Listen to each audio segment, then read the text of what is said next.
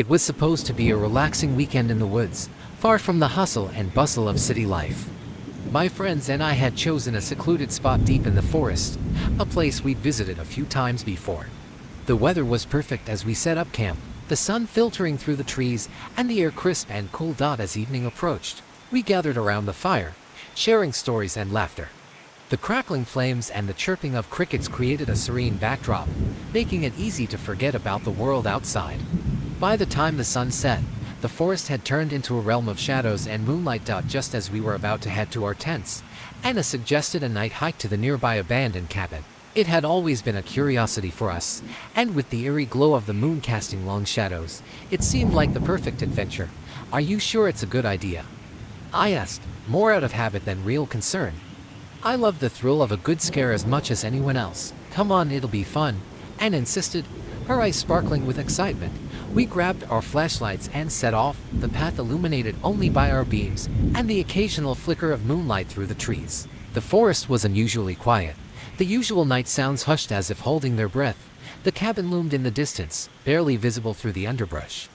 It was an old wooden structure, its once white paint now peeling and faded. The door hung ajar, and the windows were boarded up haphazardly. As we approached, the atmosphere grew heavier, the air thick with an unsettling quiet. Inside, the cabin was dark and musty, the smell of mold and decay filling our nostrils. We swept our flashlights around, revealing old furniture covered in dust and cobwebs. There was a large fireplace at one end of the room, its stone mantel cracked and chipped. "This place is a dump," Jake said, trying to lighten the mood. "Why are we even here?" "I dunno.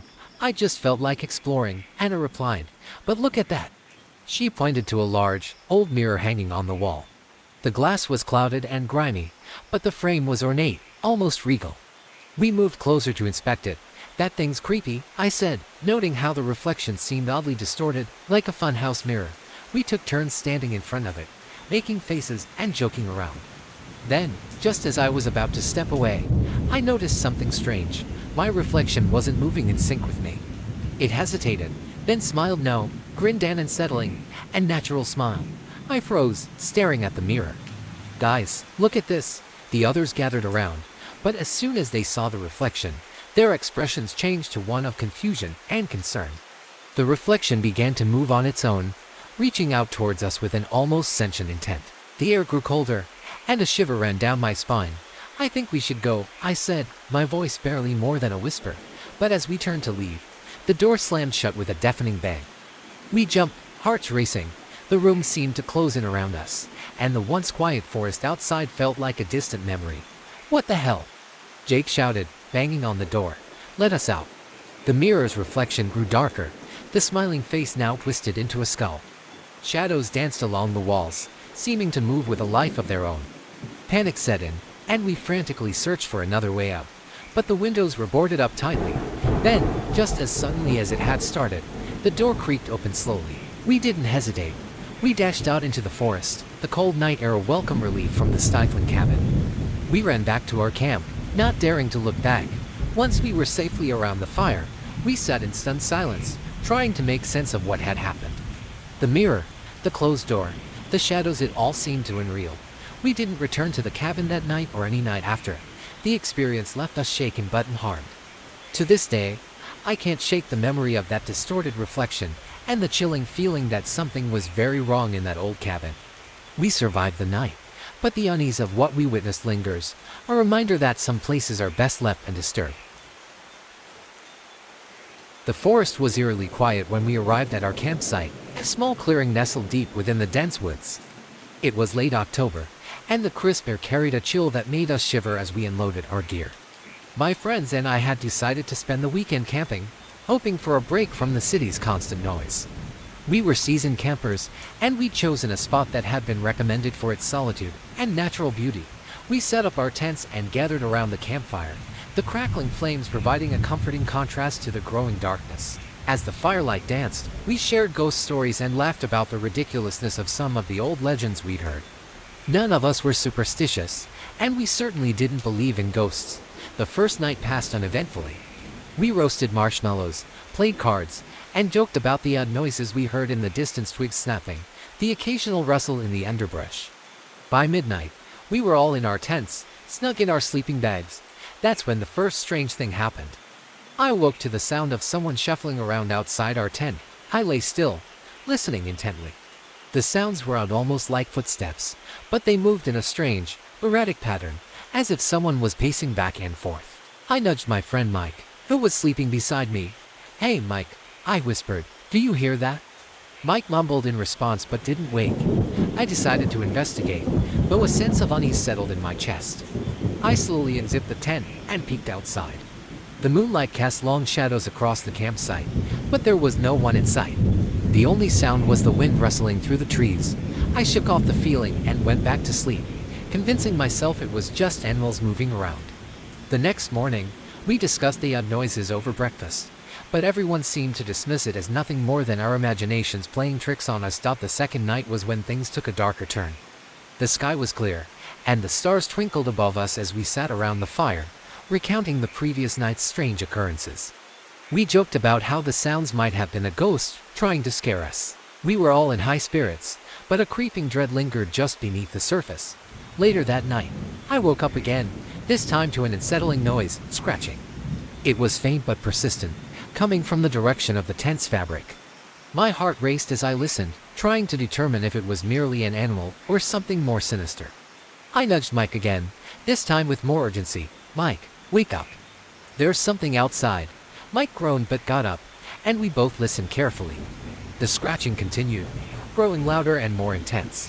It seemed to be moving around the tent, as if someone or something was trying to get inside. We were both on edge, exchanging worried glances. Suddenly, the scratching stopped. An eerie silence enveloped the campsite. We both got out of the tent, our flashlights cutting through the darkness. The beam revealed nothing unusual, just the empty clearing and the forest beyond. We inspected the area around the tent, but there were no signs of disturbance. Nothing seemed out of place. We chalked it up to wild animals, maybe a raccoon or a possum, and returned to our tent, though sleep came reluctantly. The following morning, we were packing up our gear when we noticed something strange. There were scratches on the outside of our tent, as if something had tried to claw its way in. The marks were faint but unmistakable, and they weren't there when we had set up the tent. None of us spoke about it directly, but the atmosphere was tense as we quickly finished packing and left the campsite. The drive home was quiet, with all of us lost in our thoughts. We never spoke about that trip again, but the memory of those unsettling nights lingered.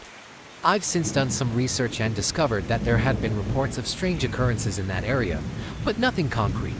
I still wonder what we experienced, whether it was an overactive imagination, something more sinister, or just the natural sounds of the forest amplified by our fears. Though nothing truly horrifying happened to us, the unsettling feeling that someone or something was watching and trying to reach us remains a chilling reminder of that camping trip. Sometimes, I find myself wondering if we were just fortunate to escape with our sanity intact. It was a crisp autumn evening when we decided to camp at Deer Hollow, a secluded site deep in the woods. My friends and I, Mark, Emily, and Sarah, had been looking forward to this trip for weeks. The dense forest, the crackling fire, and the stories of the old ranger's tales set the perfect backdrop for our weekend getaway. As night fell, we set up camp near a small clearing. The moon cast an eerie glow through the trees, and the air was filled with the scent of pine and the distant hoot of an owl. The stories we'd heard about Deer Hollow were mostly harmless legends about the ghost of a former ranger who'd disappeared in these woods years ago, so we chuckled about it while roasting marshmallows. The campfire's warmth was comforting, and after a few hours, we decided to call it a night. The forest was unusually quiet as we climbed into our tents, the only sound being the gentle rustling of leaves. As I lay in my sleeping bag, I felt a sense of unease, but I chalked it up to the unsettling stories we'd heard. Around midnight, I awoke to the sound of something scratching against the side of my tent. My heart raced. I lay still, trying to discern what it could be. The scratching stopped for a moment, only to be followed by a low, grating noise that seemed to come from the ground beneath me. I decided to investigate, carefully unzipping my tent. The cold air hit me like a splash of ice water, and I saw nothing but darkness beyond the flickering firelight. I stepped outside, trying to peer into the shadows, but the forest was impenetrable. Mark's tent was silent, and Emily and Sarah were fast asleep. I wondered if it was just an animal. I tried to reassure myself and went back to bed, but the scratching resumed, this time louder and more persistent. It felt as though whatever was making the noise was trying to get inside. I decided to wake Mark. "Hey, Mark," I whispered, shaking him gently. "Can you hear that?" He stirred groggy. "What is it?" "There's something scratching at the tent," I said, my voice trembling slightly. Mark listened intently and then cautiously peered outside. "I don't hear anything now," he said after a moment. "Probably just a raccoon or something. Let's go back to sleep." We both returned to our tents, but the unsettling noises continued sporadically throughout the night. Each time I drifted off, I was jolted awake by the scratching. By morning, I was exhausted, and the others were noticing my unease. "I'm sure it was just an animal," Emily said over breakfast, trying to reassure me. "Let's just enjoy the day." We decided to go for a hike, hoping to distract ourselves from the previous night's events.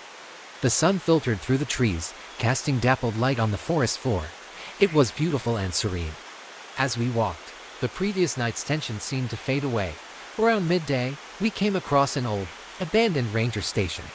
It was overgrown with ivy and looked as though it hadn't been touched in decades. Curious, we decided to explore it. Inside, the station was filled with dusty relics of a bygone era: maps, old radios, and weather-beaten furniture. Among the items, we found a journal that appeared to belong to the ranger who had disappeared. As I flipped through its pages, a chill ran down my spine. The entries detailed sightings of strange figures in the forest, unnerving noises, and a growing sense of dread. The final entry was hastily scribbled. "They're coming for me. I can hear them scratching at the walls." My heart pounded. The hairs on the back of my neck stood up. We exchanged nervous glances but decided not to let our fears ruin the trip. We left the station, trying to shake off the eerie feeling. That night, as we settled back into our tents, the scratching returned with a vengeance. This time, it was relentless, as though something was determined to get in. We huddled together, too scared to investigate but too anxious to sleep. Every now and then, we'd hear a thud or a scraping sound, but we stayed huddled, whispering about the journal and the strange occurrences. By morning, the noises had stopped. We packed up quickly, eager to leave the unsettling forest behind. As we drove away, I glanced back at Deer Hollow, now looking peaceful and serene in the daylight. But the events of the previous nights had left their mark on us. We all survived, and nothing harmful came of it, but the memories of that night linger. The scratching noises, the ranger's journal, and the eerie calm of the forest have stayed with me. Deer Hollow remains a chilling reminder of how sometimes the darkest fears are the ones that whisper in the quiet of the night.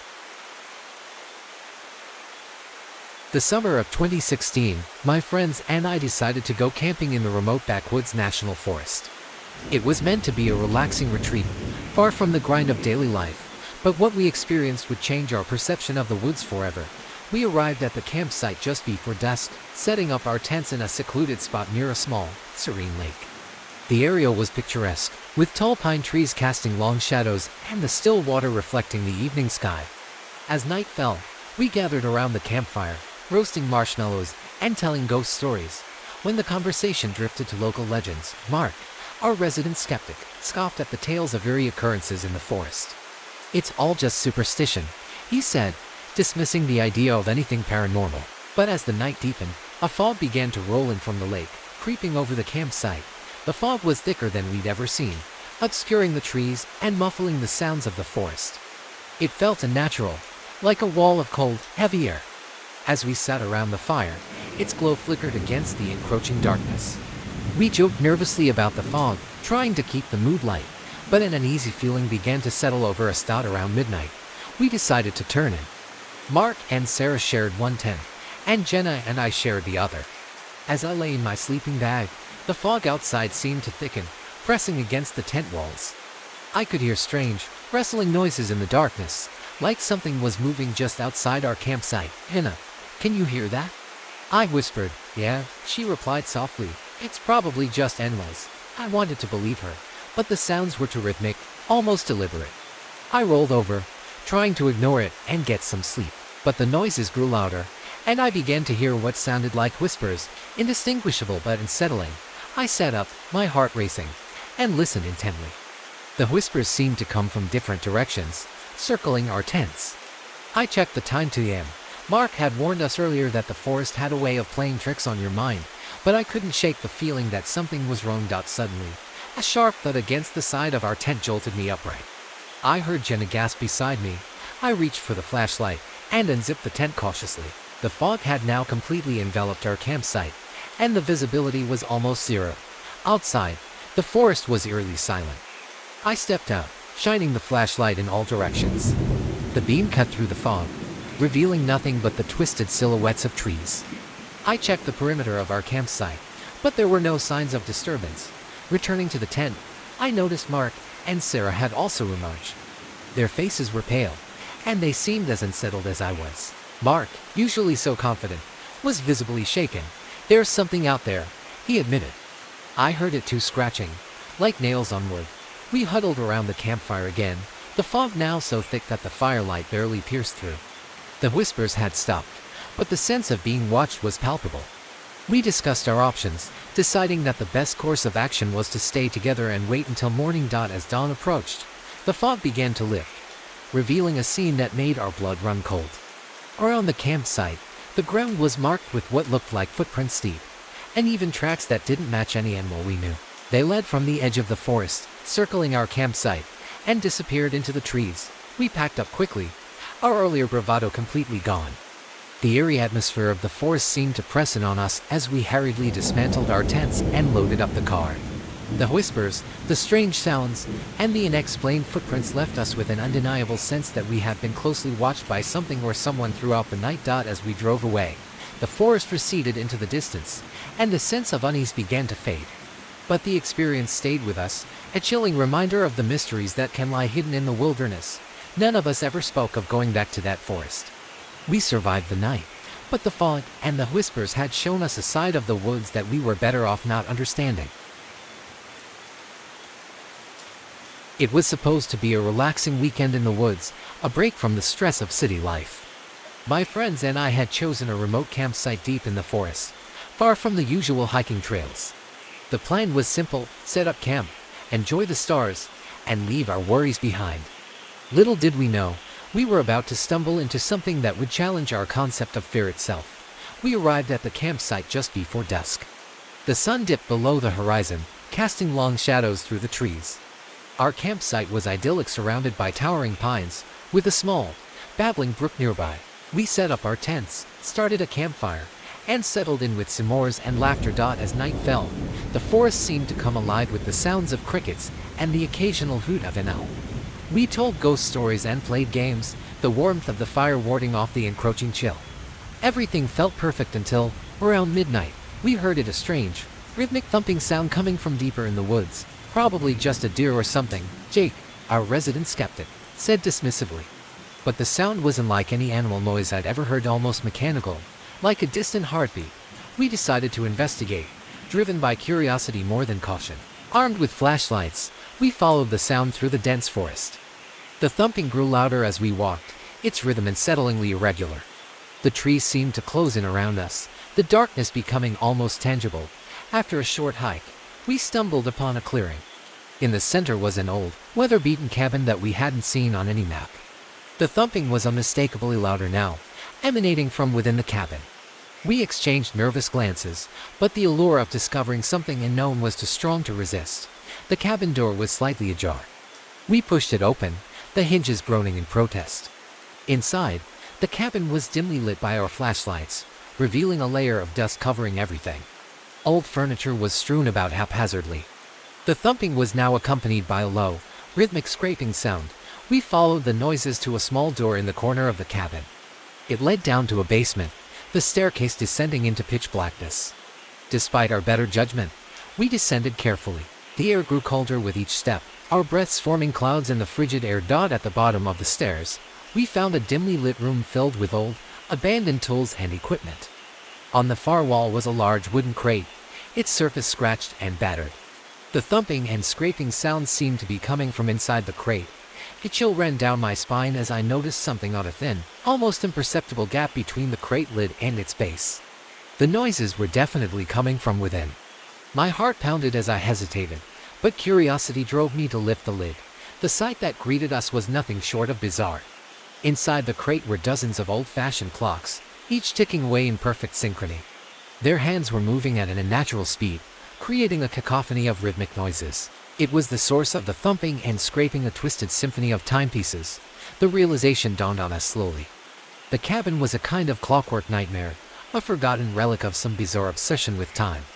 The eerie sounds were just the clocks, desperately trying to keep time in a place where time itself seemed to have lost all meaning. We quickly retreated, closing the crate and making our way back to the campsite.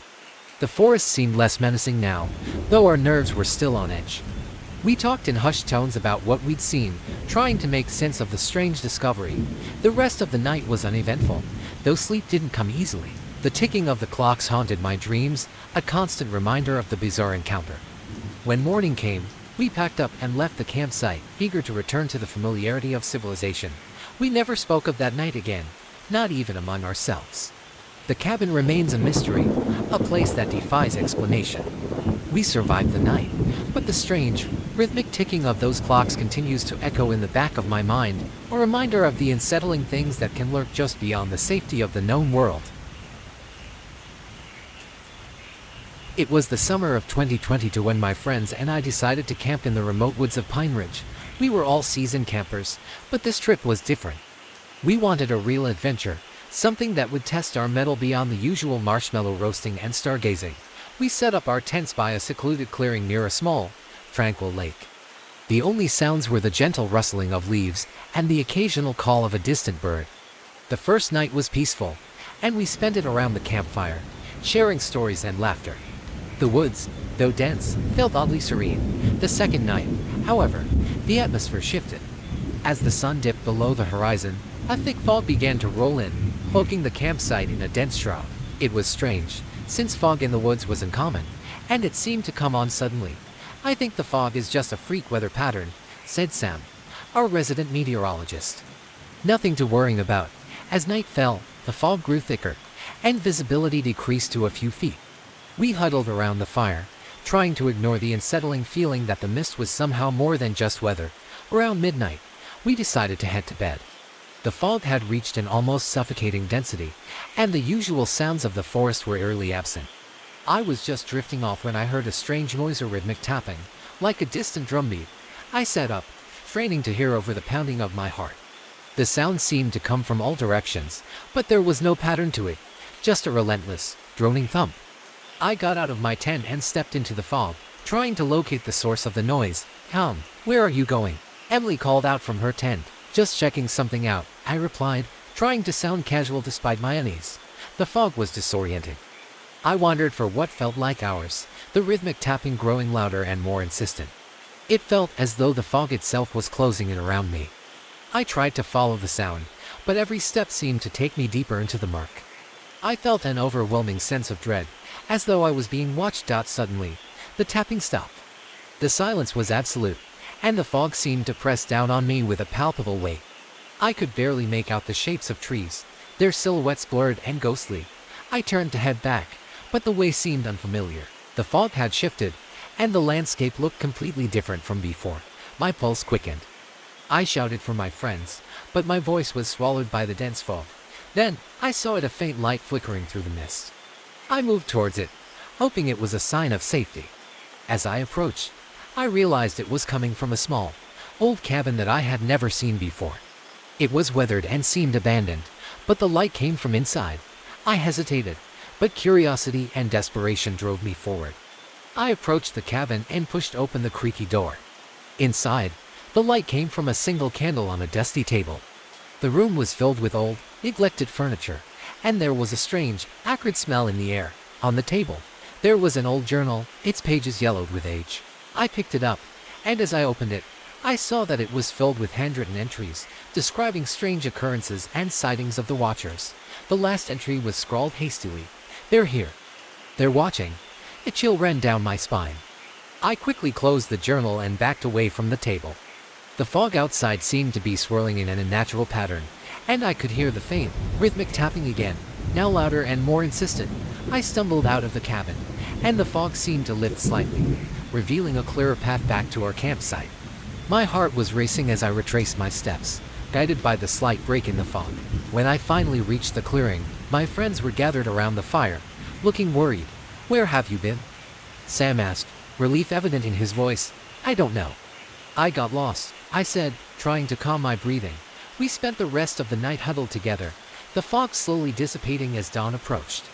We packed up our camp early, eager to leave Pine Ridge behind. To this day, I don't know what was in that cabin or what the rhythmic tapping was.